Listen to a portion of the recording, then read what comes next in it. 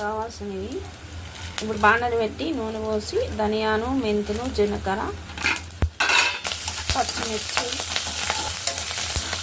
కరివేపాకు ఇలా వాడిపోయిన తర్వాత తీసేసుకొని మనం దీన్ని దంచుకోవాలి.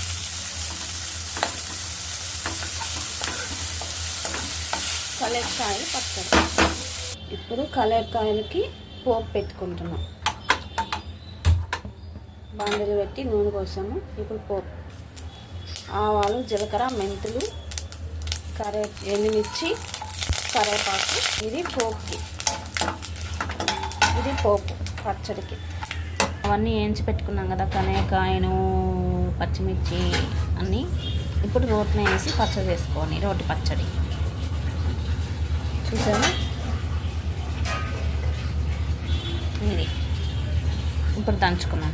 ఇప్పుడు మనం ఉప్పు వేసుకోవాలి. ఉప్పు వేసుకున్నాము.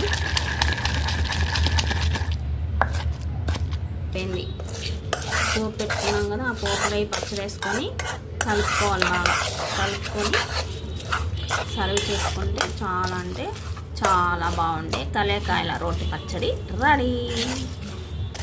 ఓకే ఫ్రెండ్స్, మీకు నచ్చిందా? మీకు నచ్చినట్టయితే లైక్ చేయండి, షేర్ చేయండి, సబ్స్క్రైబ్ చేయండి.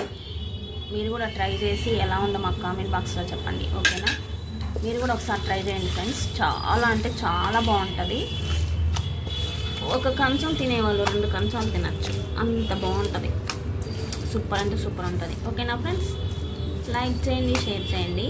కొత్తగా చూసేవాళ్ళు కూడా మా ఛానల్ని సబ్స్క్రైబ్ చేసుకోండి. లైక్ చేయండి, షేర్ చేయండి, సబ్స్క్రైబ్ చేయండి. ఓకేనా ఫ్రెండ్స్? బాయ్.